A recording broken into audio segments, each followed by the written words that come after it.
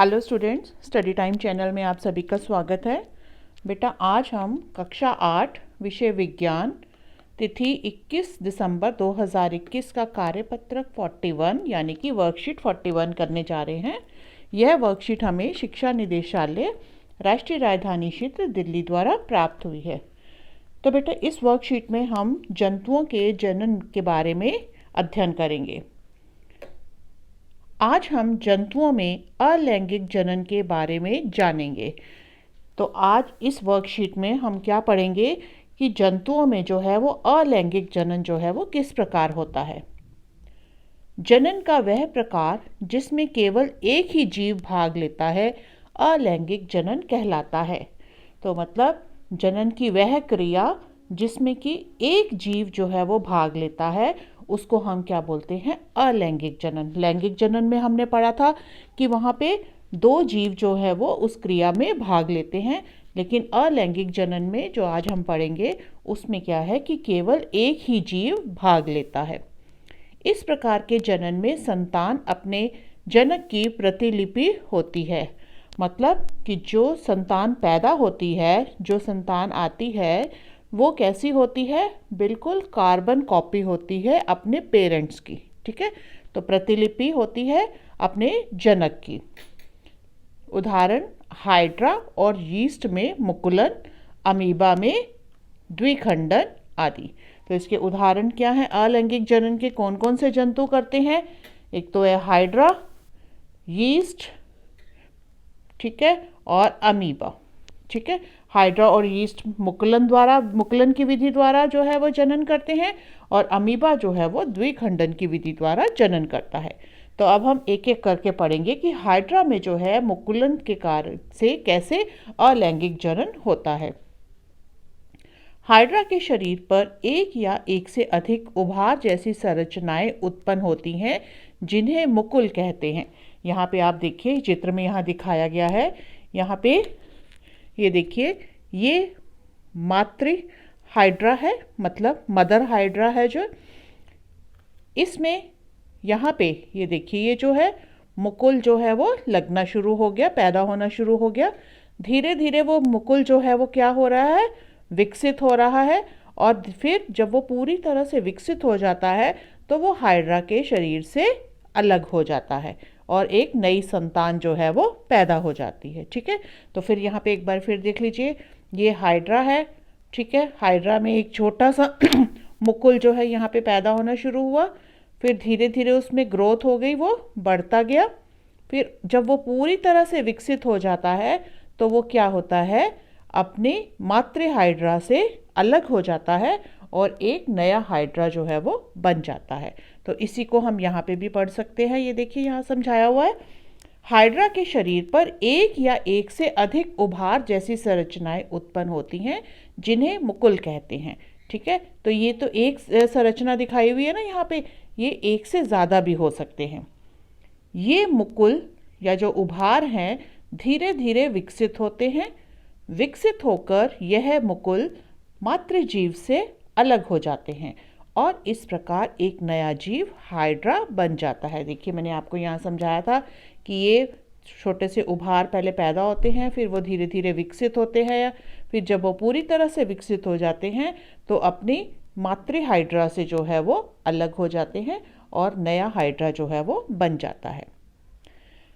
Yeast जैसे जीवों में यह उभार, जिसको हम मुकुल कहते हैं, जनक जीव कोशिका से जुड़े रहते हैं। ठीक है, उसमें क्या होता है? वो अलग नहीं होते, वो उसी के साथ ही जुड़े रहते हैं। जैसे हाइड्रा में तो है, नया वाला जो जीव बनता है वो क्या हो जाता है? अलग हो जाता है हाइड्रा से। लेकिन यीस्ट में जो है वो जनक जीव कोशिका से जुड़े रहते हैं, अपनी मातृ कोशिका से जुड़े रहते हैं। हाइड्रा में मुकुल से नया जीव विकसित होता है, इसलिए इस प्रकार के अलैंगिक जनन को मुकुलन कहते हैं। तो क्या होता है? हाइड्रा में जो क्या होता है? मुकुल से एक नया जीव बढ़ता है, उसमें ग्रोथ होती है, फिर वो अलग हो जाता है। तो इस प्रकार के जनन को हम क्या बोलते हैं? मुकुलन। उसके बाद देखिए आता है अमीबा में द्विखंडन। यहाँ पे देखिए, अमीबा में द्विखंडन। अमीबा एक कोशिकीय वाला जीव है। तो अमीबा आपको मालूम ही है कि वो एक कोशिका वाला जीव है, मतलब एक कोशिका से वो बना हुआ है, जिसमें अलैंगिक जनन की क्रिया एक केंद्रक के दो केंद्रकों में विभाजित होने से शुरू होती है। तो इसमें क्या है, ये जो केंद्रक है यहाँ पे, ये केंद्रक जो है ये दो में विभाजित हो जाता है। ये देखिए दो में बट गया, ठीक है। केंद्रक जो है वो पहले क्या होता है, आधा आधा हो जाता है, दो भागों में विभाजित हो जाता है। इसके बाद अमीबा कोशिका भी दो भागों या कोशिकाओं में बट जाती है और हर भाग में एक केंद्रक होता है।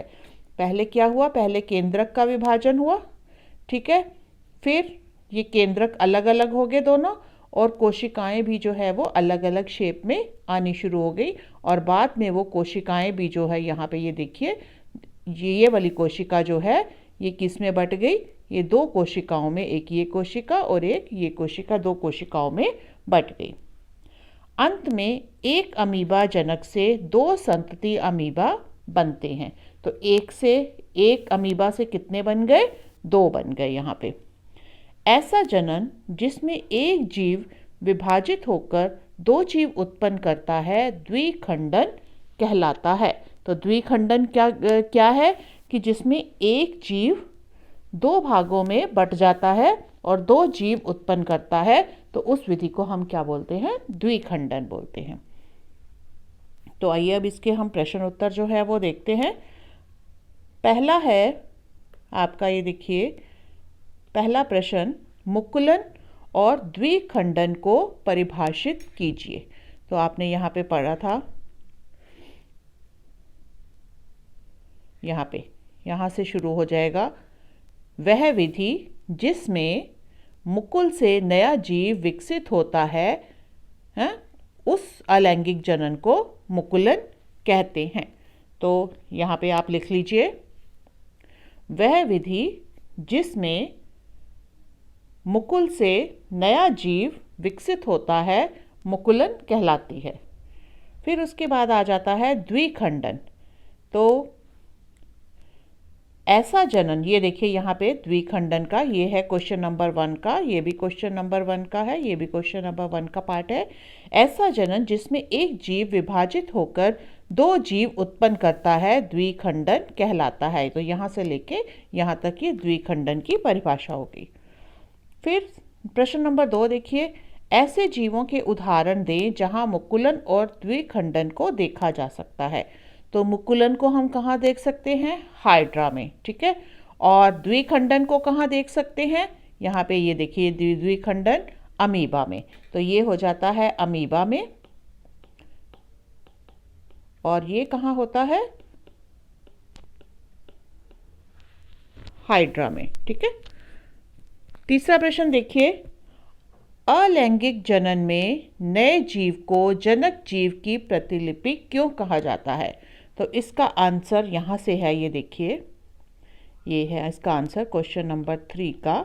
जनन का वह प्रकार जिसमें केवल एक ही जीव भाग लेता है अलैंगिक जनन कहलाता है। इस प्रकार के जनन में संतान अपने जनक की प्रतिलिपि होती है। यहाँ तक आपका ये 3rd क्वेश्चन हो जाएगा, इसका आंसर है ये, ठीक है। फिर आता है प्रश्न नंबर 4, अमीबा में द्विखंडन का चित्र सहित वर्णन कीजिए। तो आपने ये पूरा जो पोर्शन है, चित्र भी और ये जितना लिखा हुआ है, ये सारा आपने वहाँ पे लिखना है। तो ये हो गया आपका क्वेश्चन नंबर 4। नेक्स्ट हो जाएगा प्रश्न नंबर 5, हाइड्रा में मुकुलन का चित्र सहित वर्णन कीजिए।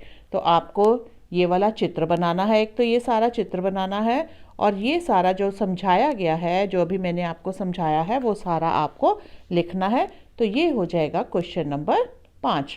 तो इसी तरह से बेटा हमारा ये कार्यपत्र 41 जो है वो ख़त्म होता है।